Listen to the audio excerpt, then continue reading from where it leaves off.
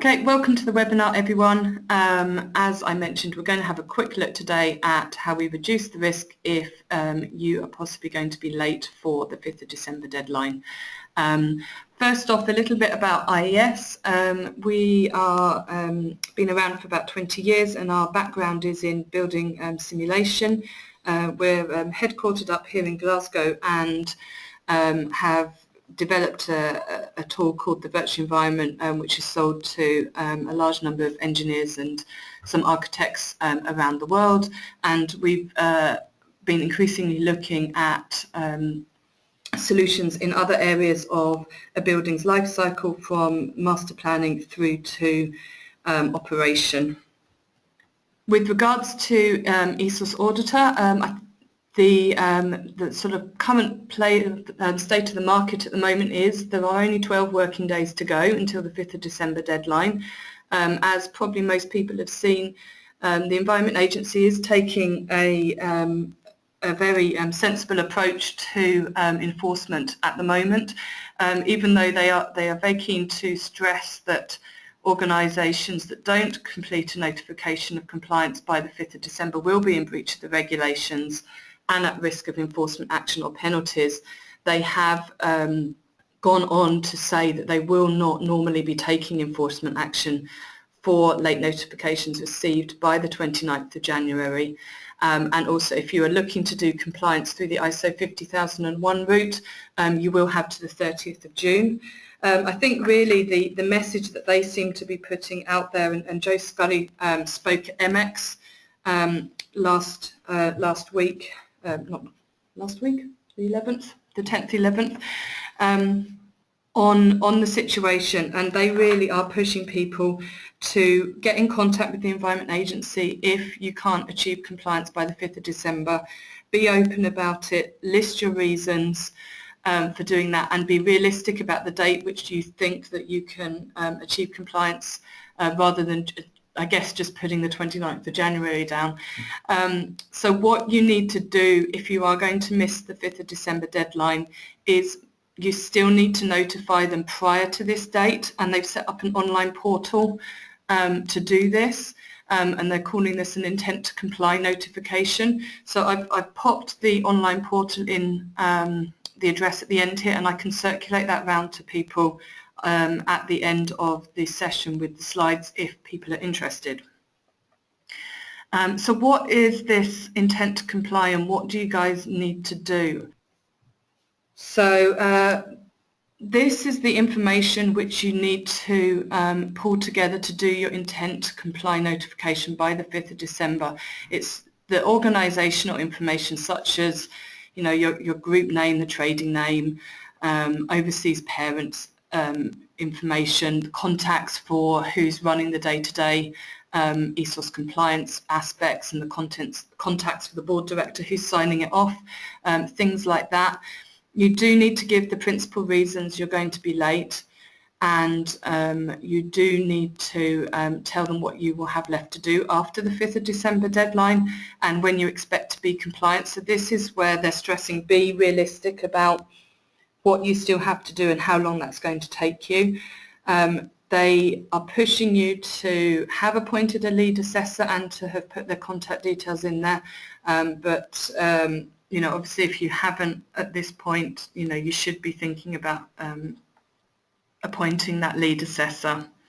If you're going to comply with by ISO 50001, you also need to give them evidence of where you are with that and whether you're on target for the 30th of June deadline. So there's a fair few points that you need to pull together and be aware of that are required for the 5th of December. And the figures seem to suggest that there are quite a large number of companies that are going to be in this situation. You know, that the beginning of October we were looking at 371 companies that have notified of compliance. The 3rd of November we were up to 647, and then at MX the number quoted was 753. So we are going up in increasingly rapidly towards that 10,000, but I think all of us are quite fully aware that there's going to be a significant number of companies that are in this situation and need to do this intent to comply notification. So how are you going to make these days count? So from our perspective, we're obviously looking at ESOS Auditor. It is a low-cost online solution. It enables you to gather all the required data in one place. It enables you to split the responsibility amongst various team members. And I think importantly, it has been reviewed by the EA, and this was quite a while back, and when they were looking at the evidence pack requirements of the regulations. And if you're called for audit, I mean, this is a stage further forward, but if after compliance notification you're called for audit, you need to be able to show that you've met all the evidence pack requirements of the regulations. And they have said that they would accept to log into our tool to prove the vast majority of those evidence pack requirements have been made.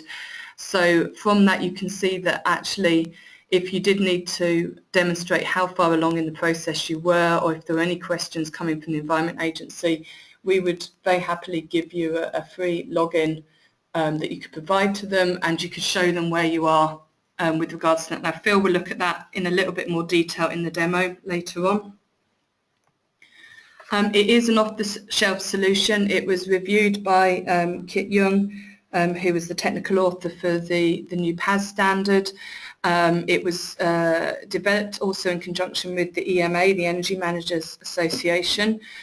So really it's there to help you reduce the risk of errors, make sure that you go through all of the stages that are required of the regulations, and that you're collecting and storing all of the information and the associated evidence documents alongside of those. And at the end it pulls together that notification report that your director needs to sign off. And obviously it is a secure system.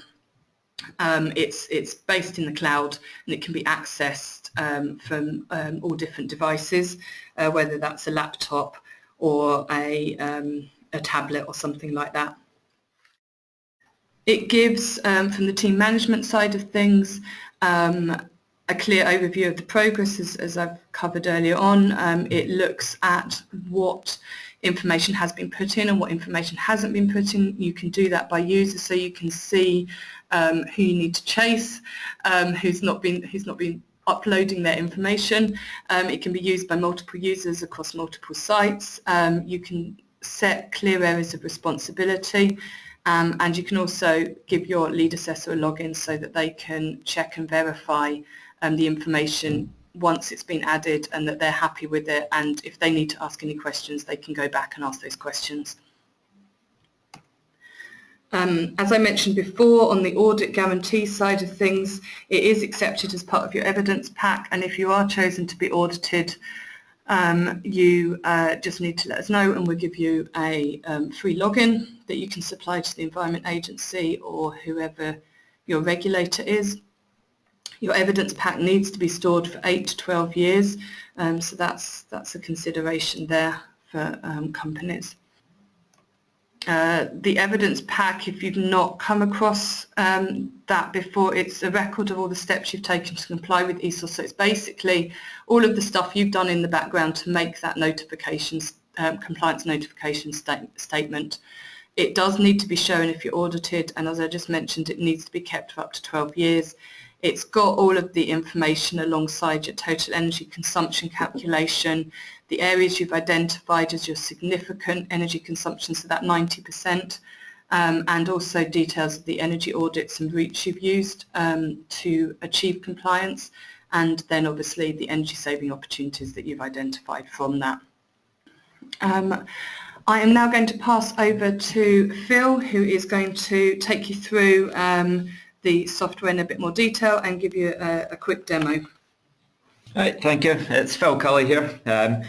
I'll show you a live demonstration now of the software solution that we've developed for ESOS. So it's called ESOS Auditor, a web-based tool. The homepage here, I'll just log into one of the projects that I've created for the demonstration.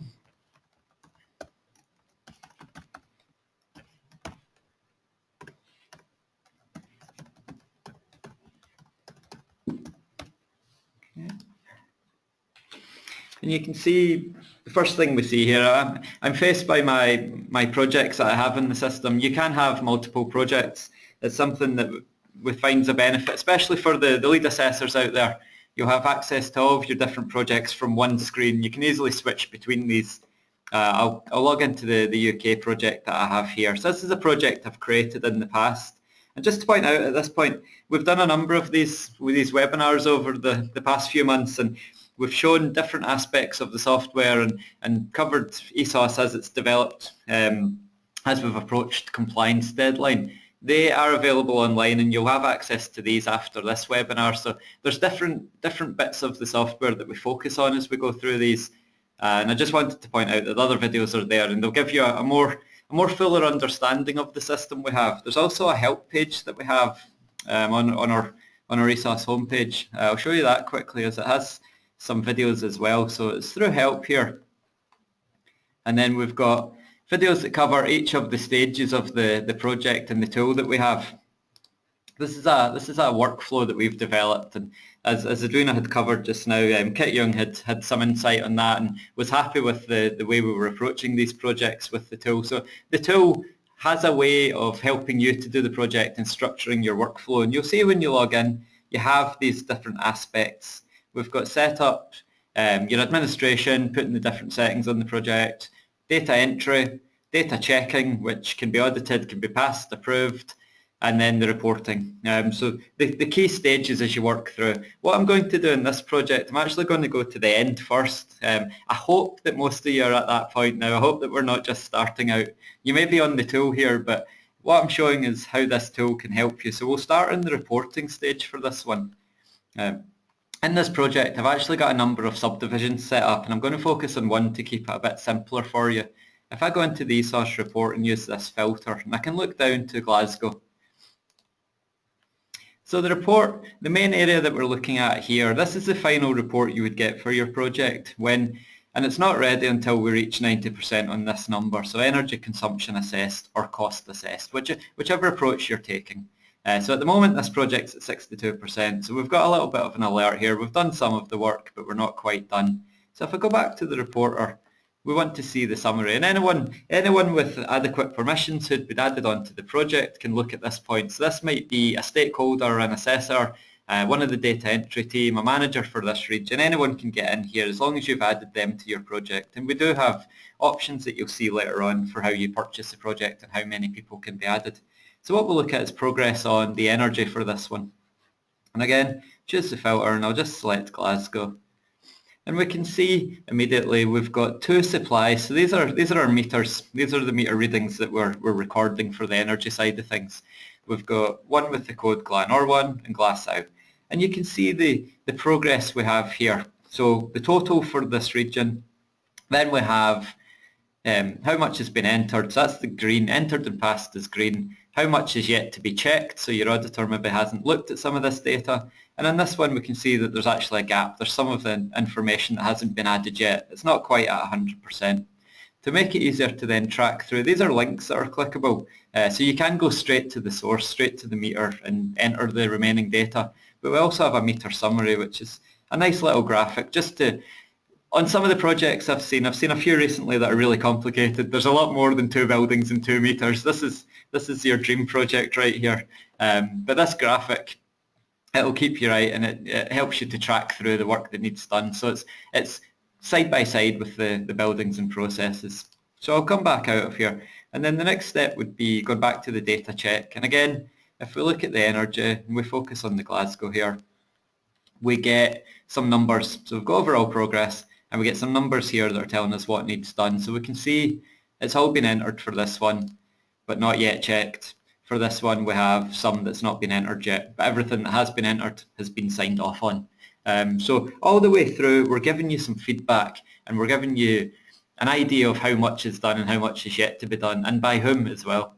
I think the intent to comply, this really helps you with that. I think if you've got these stats to hand, you can A, make a decision for yourself, have we done enough?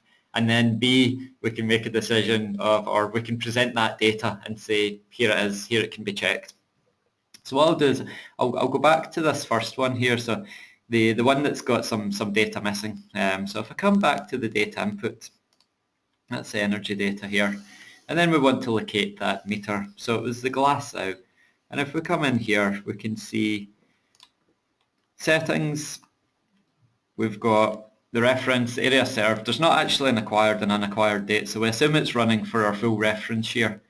If we come back out and we can edit that, and we can see in here the date range that we're covering. So my reference period has been set up at the start of the project to run from 1st of July 2014 up till the end of June 2015. We can see there's a gap here, so we just need to fill that gap in. I can add another data here quickly. I'll just put in some loose numbers.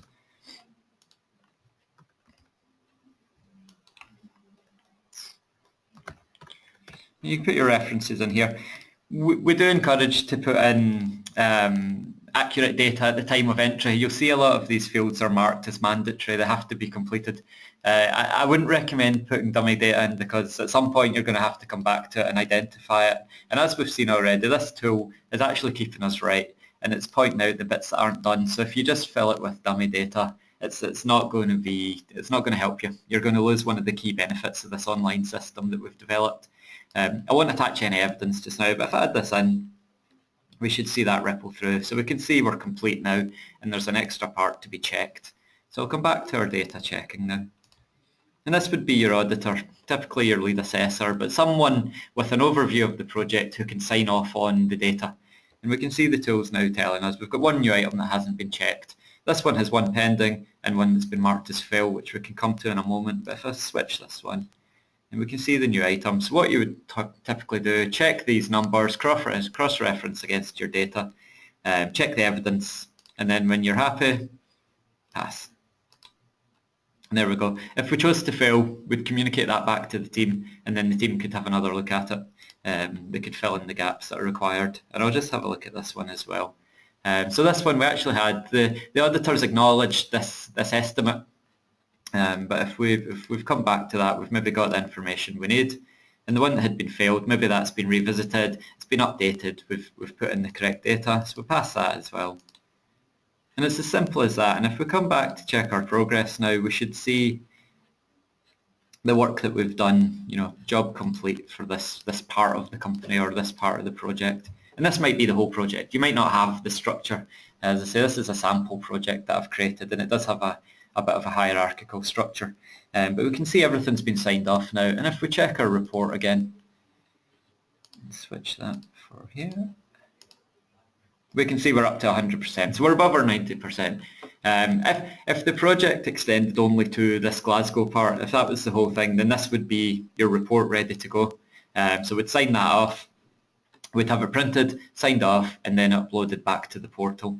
And you need director sign-off and assessor sign-off, so your accredited assessor has to be part of that step. But the tools that we've provided here, hopefully they've been really on the project from day one all the way through. They're feeding back to the team. We're keeping everyone right. And again, when it comes to audit time, your auditor would come in here, have a look at this. First of all, check that it does tally up with the report you've submitted, and then they can go back through that data. And there's no need for you to supply any of the data in addition to what's already on here. They can come into the data check screens, they can see all of the structure, all of the meters, and they can download the evidence as required. It's all in one place. I think using this system, you're going to find it a lot easier if you were to get audited. Hopefully you won't, but having all the information in one place, I think is going to make life a lot easier for you.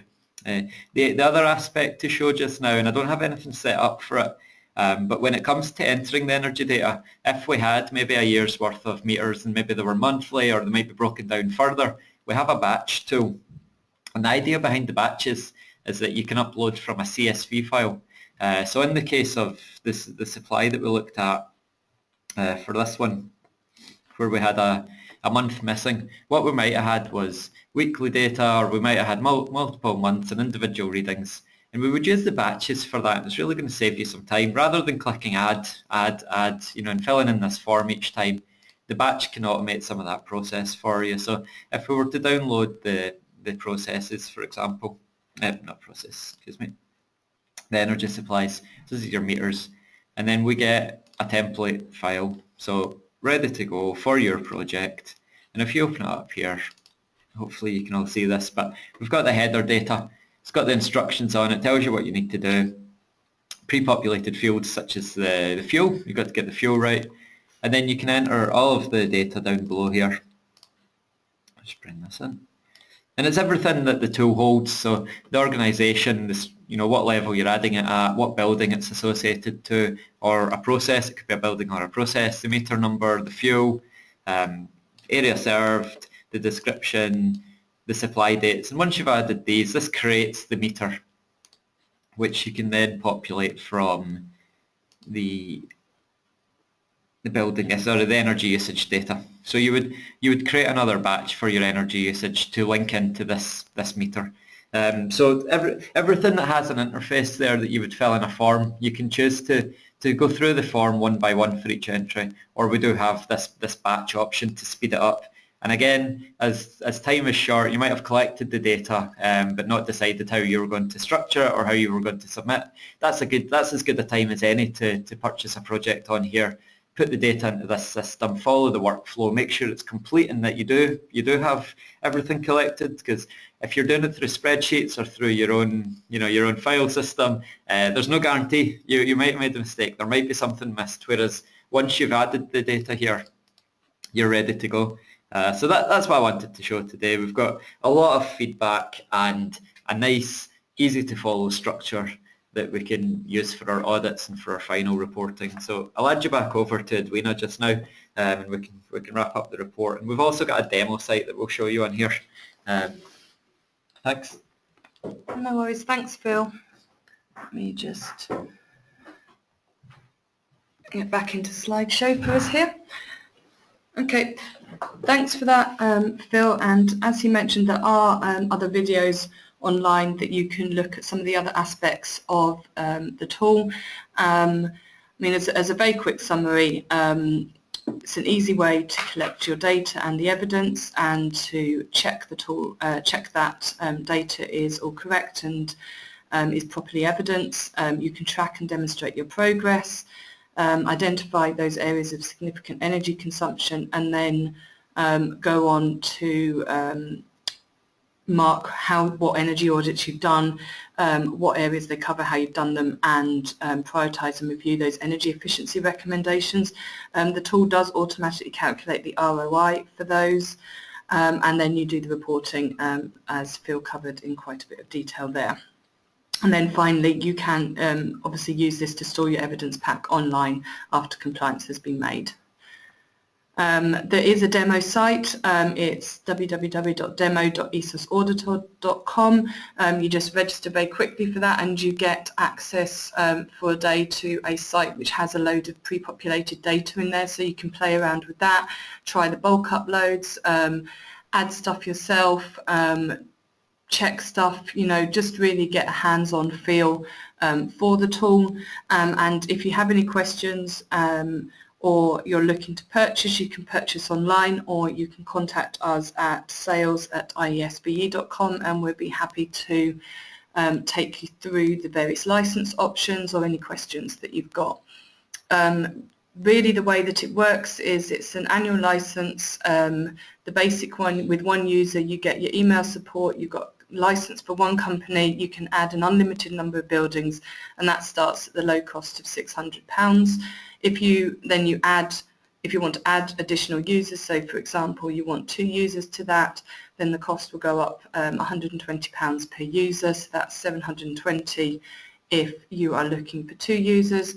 And then if you are a lead assessor and you're wanting to have multiple company licenses, so you're working on several projects, then you can also upscale that way as well. And there's an example one there for if you've got 4 companies with 1 user per company, that's 2,400, and I believe there is a special offer on that at the moment, so if you're interested, just let us know and we will give you the code to pick that special offer up. You can, there's a data storage option at the end of that annual year, so there'll be various options on that so that you can make sure that you've got access to that data once the project is complete. Thank you for that. If you have any questions, please type them into the box and we will do our best to answer them. I'm not having any questions come in at the moment. I'm taking from that it was all very clear, and or you're just going to keep quiet for now. Back to your project. And going to email us on sales. Oh, here we go. Can you kindly show the energy saving measures, Robert? Yep. No worries. I'll pass you over to Phil and he can jump into the tool and show you that. Hi, Robert. I'll just jump back into the project we were on here. So the energy saving measures, it's within the reporting section. And you'll see there's an option here. Just minimize this. The option here for inputting the energy saving measures. There's nothing predefined on this. It's quite a flexible form that you'll find. You can enter a heading for your measure, how it applies to the buildings or the area being assessed, what your deadline is. So this just syncs to your project, what the savings that you've calculated are from it. So that's as an energy saving and as a cost saving, cost to implement, and then how you've come to that number, and what the cost analysis method was. So if you've got your life cycle within there, prioritization, so that it's only for your own, for you and your clients' usage, really the priorities. But again, I guess you would base that on the return on investment. How you came to this conclusion, so where it was done. I think normally it's going to be through an audit, but I know there's a lot of ISO 50001 assessments being put through as well. And then the description would be any additional fields or any additional text to describe what would be implemented or how it could help the organisation.